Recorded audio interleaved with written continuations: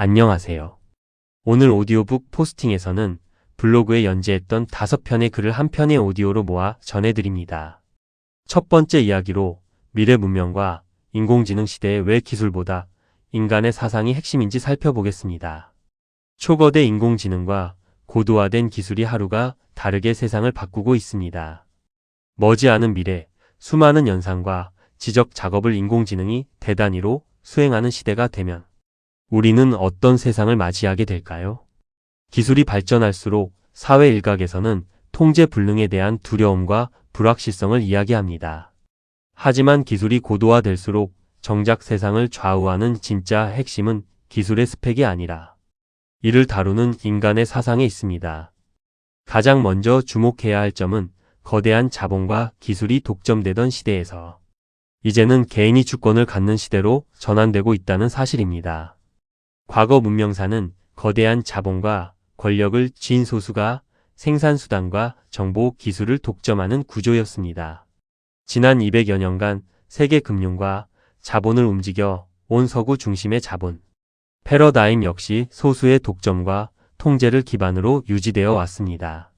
그러나 초거대 인공지능 기술의 보급은 이러한 독점 체제에 균열을 내고 있습니다. 이제 개인도 인공지능이라는 강력한 연산력과 지식 도구를 손에 쥐게 되었습니다. 소수가 기술을 독점하여 다수를 통제하려던 방식은 지식과 연산력이 대중화되는 흐름 속에서 한계를 드러낼 수밖에 없습니다. 기술이 개인에게 분산될수록 그 강력한 무기를 어떤 방향으로 쓸 것인가에 대한 윤리적 기준이 국가와 사회의 미래를 결정짓게 됩니다. 그렇다면 이러한 기술을 지배하는 방향타는 어디로 향해야 할까요? 핵심은 배타적 독점이 아닌 상생의 보편성에 있습니다. 기술 자체는 중립적입니다. 사람을 살리는 도구가 될 수도 사회를 파괴하는 무기가 될 수도 있습니다. 중요한 것은 기술을 움직이는 인간의 내부 가치관입니다. 만약 미래 기술 사회가 타인을 배척하고 나만 선택받았다는 배타적 유일신과 선민 사상이나 승자 독식의 논리로 운용된다면 인공지능은 극심한 불평등과 계급 갈등을 유발하는 통제 도구로 전락할 것입니다. 반면 기술의 운용 철학이 모든 사람은 하늘의 성품을 품은 존엄한 존재라는 인내천의 전제와 세상을 널리 이롭게 한다는 홍익인간의 상생 원칙에 기반한다면 이야기는 달라집니다. 기술은 소수의 독점물이 아닌 인류 전체의 삶을 보태고 세상을 이롭게 하는 공공의 자산이 됩니다. 이렇듯 기술 문명이 가진 한계를 극복하기 위해 필요한 지혜가 바로 제2와의 정신입니다. 인간의 탐욕으로 세상을 인위적으로 통제하려 할 때 환경 파괴와 기술의 부작용이 발생합니다. 우주와 자연의 이치를 깨닫고 그 순리에 맞게 세상을 다듬어가는 제2와의 정신이 필요한 이유가 바로 여기에 있습니다.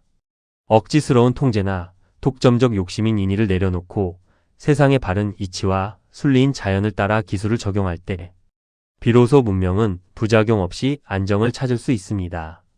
우리는 이러한 철학을 통해 두려움이 아닌 희망의 인공지능 시대로 나아갈 수 있습니다.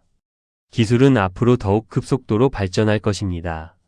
그러나 그 대변혁의 시대에 인류가 나아갈 정신적 이정표는 멀리 있지 않습니다.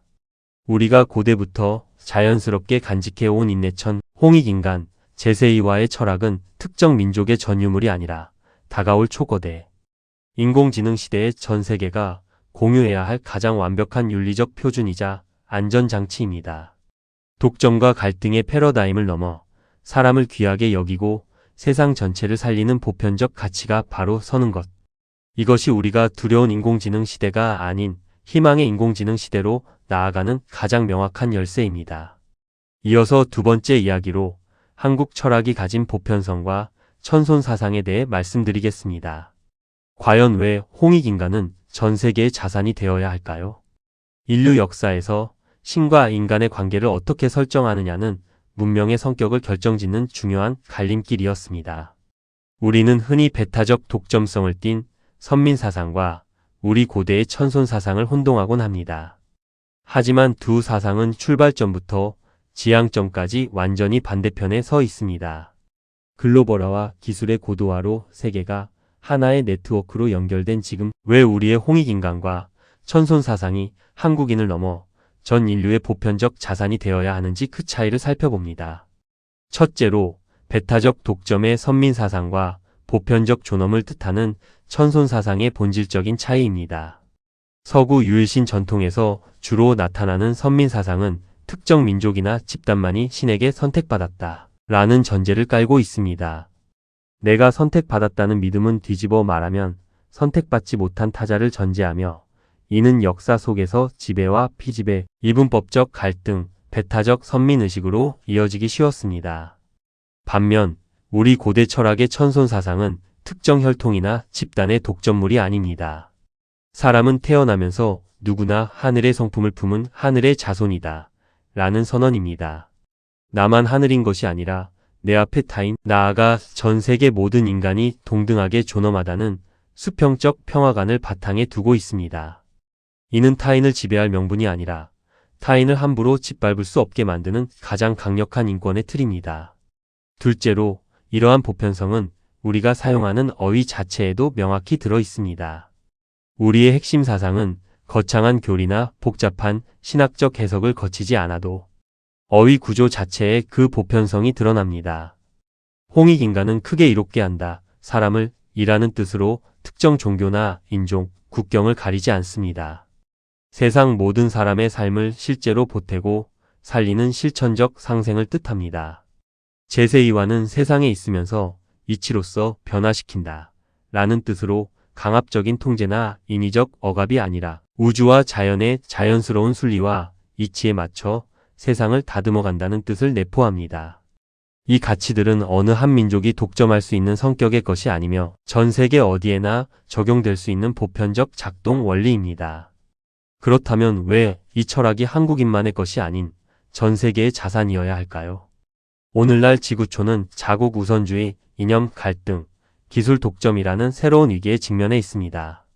상대방을 타파해야 할 대립각으로 보는 이분법적 패러다임으로는 인류 전체의 생존 문제를 해결하기 어렵습니다. 우리의 천손 사상과 홍익인간은 우리가 특별하니 우리를 따르라 라는 나르시시즘이 아닙니다. 오히려 모든 인간은 본래 존엄하며 서로를 이롭게 하는 것만이 함께 살아가는 유일한 길이다 라는 메시지를 던집니다. 한국인만의 전유물로 묶어두는 것이 아니라 전 세계가 공유하는 문명 윤리로 확립될 때 비로소 이 사상은 본래의 목적인 세상을 널리 이롭게 함을 완성하게 됩니다. 무엇보다 이 사상은 멀리 있는 것이 아니라 우리 일상에서 이미 실천되고 있습니다. 우리는 흔히 이 사상들을 거창한 역사책 속의 단어로 생각하지만 사실은 사람이 그러면 안 된다, 사람 나고 돈 났다, 순리대로 해라 와 같이 우리가 매일 쓰는 일상 언어 속에 이미 숨쉬듯 작동해 왔습니다. 독점과 배타를 넘어 상생과 존엄으로 나아가는 길. 수천 년 동안 우리 일상에 녹아있던 이 담백하고 강렬한 철학이야말로 갈등에 지친 전 세계인이 함께 나누어야 할 진정한 문화적 유산입니다. 세 번째 이야기에서는 별도의 경전이나 탈무드 없이도 7,000년을 버텨온 한국인의 일상 언어와 문화 유전자를 살펴보겠습니다. 우리는 흔히 거창한 경전이나 법전이 있어야만 높은 수준의 도덕과 철학이 유지된다고 생각합니다. 유대인에게 탈무드가 있고 서구의 성경이 있다면 한국인에게는 수천 년을 버텨온 무서운 자산이 있습니다. 바로 우리가 부모와 이웃의 입을 통해 매일 주고받는 일상 언어입니다. 경전을 따로 펼쳐 묵상하거나 교리를 공부하지 않아도 한국인의 삶과 무의식 속에는 강렬한 도덕적 기준과 상생의 철학이 배어 있습니다. 그 이유는 언어가 받쳐주지 않는 사상은 결국 사라지기 때문입니다. 아무리 위대한 철학이나 사상이라도 일상 언어에 녹아들지 못하면 일부 지식인의 관념에 머물다 역사 속으로 사라집니다. 한국어는 사람, 경우, 순리, 염치 같은 어휘와 문장 구조 안에 인간의 존엄성과 상생이라는 가치를 단단히 묶어두었습니다. 부모가 자식에게, 이웃이 이웃에게 건네는 말 한마디가 곧 철학을 전수하는 강력한 전승장치로 작동해 온 것입니다. 우리가 쓰는 말 속에는 7,000년 철학의 원형이 그대로 녹아 있습니다. 첫 번째로 사람 나고 돈 났다 또는 그러고도 네가 사람이냐 라는 말입니다. 이는 물질이나 권력보다 인간의 존엄성을 절대적인 최우선 가치에 두는 정서입니다. 사람이 곧 하늘이라는 인내천의 본질을 벗어나 탐욕에 빠지는 순간 사람의 자격을 잃는다는 엄중한 경고입니다. 두 번째로 사람이 경우가 있어야지 라는 말입니다. 이는 겉으로 드러난 신분이나 재산과 상관없이 사람으로서 마땅히 지켜야 할 최소한의 예의와 도리를 아는 상태를 뜻합니다. 세 번째로 순리대로 해라 또는 하늘이 무섭지 않느냐 라는 말입니다. 이는 인위적인 탐욕이나 억지를 부리지 않고 자연과 우주의 이치에 맞추어 세상을 다듬어 간다는 제세이화의 직관적 표현입니다. 네 번째로 있을 때 도와줘야지 또는 콩 한쪽도 나누어 먹는다 라는 말입니다. 이는 거창한 이념으로서의 홍익이 아닌 주변의 삶을 보태고 살리는 홍익인간의 상생, 철학이 실천적 언어로 배어 나온 형태입니다. 이처럼 우리의 일상 언어는 경전을 넘어서는 힘을 발휘합니다. 경전은 문자로 적혀 있기에 따로 익히고 암기해야 하는 외부의 관념입니다. 하지만 우리의 일상 언어는 피 속에 녹아있는 살아있는 철학입니다. 사람이 그러면 안 된다 라는 말 한마디에는 그 어떤 긴 교리보다 강력한 도덕적 강제력과 기준이 담겨 있습니다. 외우지 않아도 부당함에 분노하고 압도적인 도덕성과 바른 이치 앞에서는 고개를 숙이는 한국인의 기질은 바로 이 일상 언어라는 그릇을 통해 전승되었습니다. 결국 우리의 언어가 곧 우리의 정체성입니다. 시대가 바뀌고 X세대, Y세대, MZ세대 등 수많은 세대명이 붙어도 한국인의 무의식 속 도덕적 기준이 쉽게 흔들리지 않는 이유가 여기에 있습니다. 굳이 타 민족의 경전이나 교훈집을 기웃거리지 않아도 됩니다. 부모에게 배우고 자식에게 건네는 매일의 어휘와 삶의 태도 안에 이미 세계가 지향해야 할 가장 높은 수준의 도덕과 철학이 들어있기 때문입니다. 네 번째 이야기에서는 전 재산을 팔아 독립운동을 한 세계사에서 유일무이한 민족적 기질과 노블레스 오블리주를 다뤄봅니다. 세계 역사를 통틀어 국가적 위기나 체제 붕괴의 순간이 오면 기득권층과 대보호들은 자신의 재산과 지위를 지키기 위해 외세에 협력하거나 재산을 해외로 피신시키는 것이 일반적인 패턴이었습니다.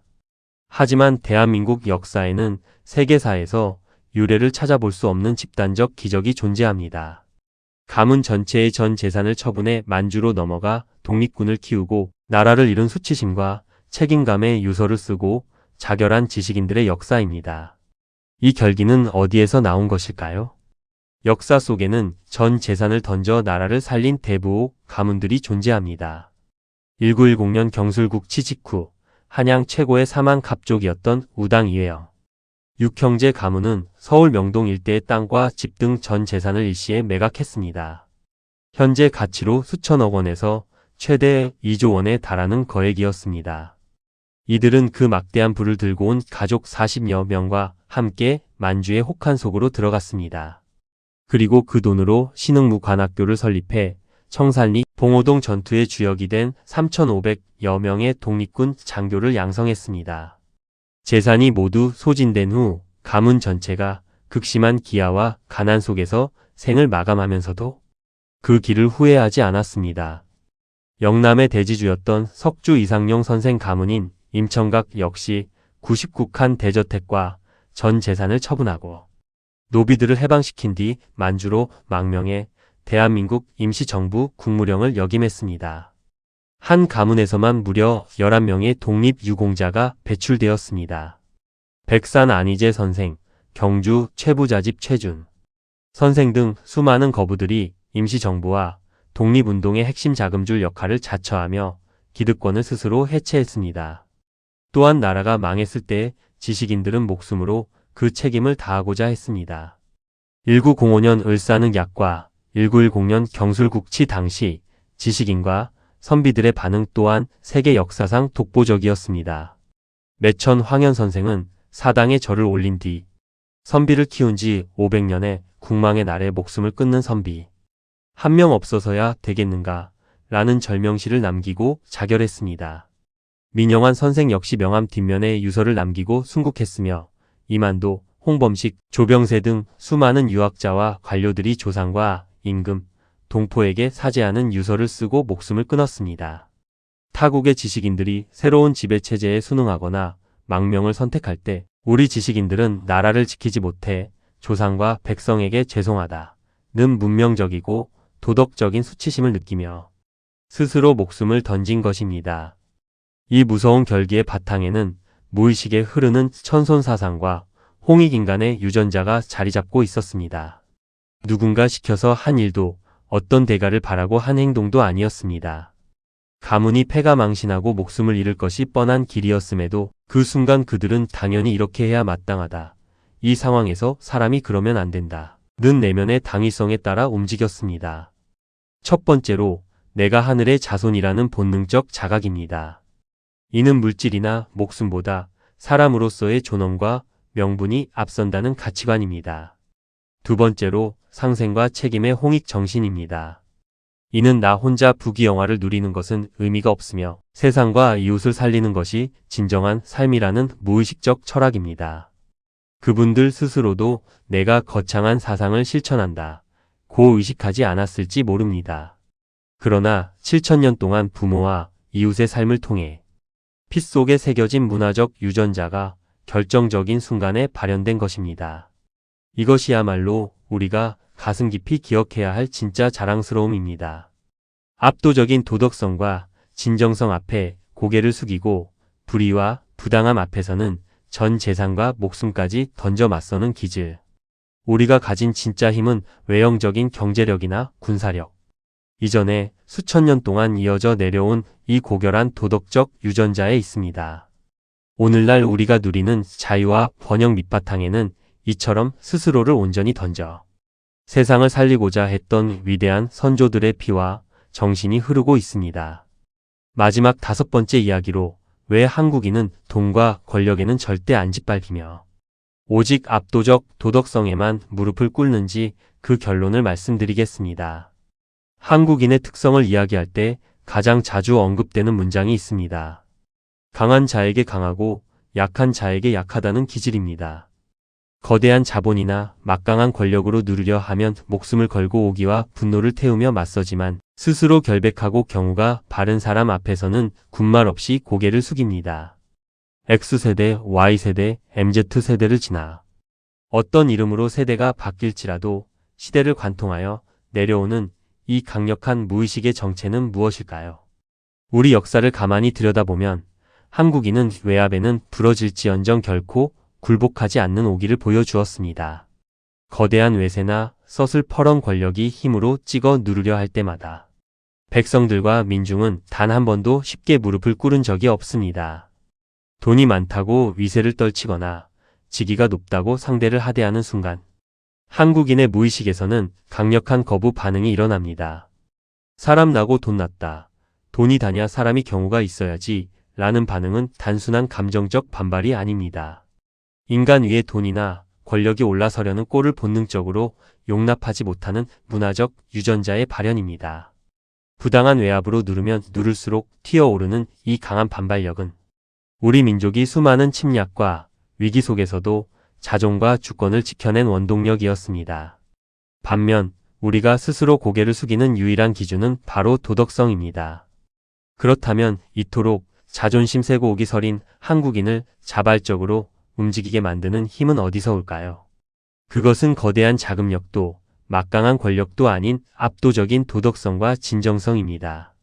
스스로 흠없이 결백하고 상대방을 인격체로 존중하며 염치와 예의를 바르게 지키는 리더나 명분 앞에서는 아무도 시키지 않아도 스스로 마음을 내어주고 고개를 숙입니다.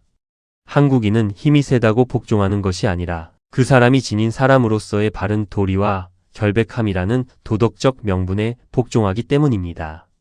진심 어린 사과와 바른 이치 앞에서는 거칠던 마음을 한순간에 거두고 감응하는 기질, 이것이 바로 한국인이 가진 도덕적 심판관으로서의 본성입니다. 이것이 바로 세대를 뛰어넘는 무의식적 유전자, 즉 모두가 하늘이라는 천손 사상의 힘입니다. 이러한 기질은 특정 시대나 일부 지식인에게만 해당하지 않습니다. 교리로 공부한 적이 없고 스스로 인식조차 하지 못하지만 부모와 이웃의 삶과 어휘를 통해 피를 타고 흐르는 천손 사상, 즉 인내천의 유전자 덕분입니다. 내 안에 하늘의 성품을 품고 태어났기에 타인의 정직함과 바름에는 본능적으로 감동하고 반응합니다. 반대로 거짓과 탐욕, 부당한 권력에는 내면의 하늘이 튕겨나가는 거부감을 일으키는 것입니다. 세대명이 무엇으로 바뀌든 우리가 불의에 분노하고 바른 도리에 감응하는 메커니즘이 동일한 이유가 여기에 있습니다. 7천년을 이어온 살아있는 문화적 유전자가 여전히 우리 일상과 행동을 지배하고 있습니다. 이제 시대를 관통하는 우리의 위대한 정신을 다시 한번 기억할 때입니다. 기술과 자본이 세상을 지배하는 것처럼 보이는 초거대 인공지능 시대에도 세상을 움직이는 가장 위대한 힘은 결국 사람으로서의 도리와 인격에 있습니다. 돈과 권력이라는 외형적 가치에 굴복하지 않고 오직 진정성과 도덕적 바름에만 마음을 열어주는 고결한 민족적 기질. 수천 년 동안 부모의 언어로 전승되어 온 이 위대한 정신이야말로 우리가 잃지 말아야 할 가장 자랑스러운 정체성이자 다가올 미래를 밝힐 가장 밝은 빛입니다. 오늘 이야기가 흥미로우셨다면 구독과 좋아요, 알림 설정까지 부탁드립니다. 감사합니다.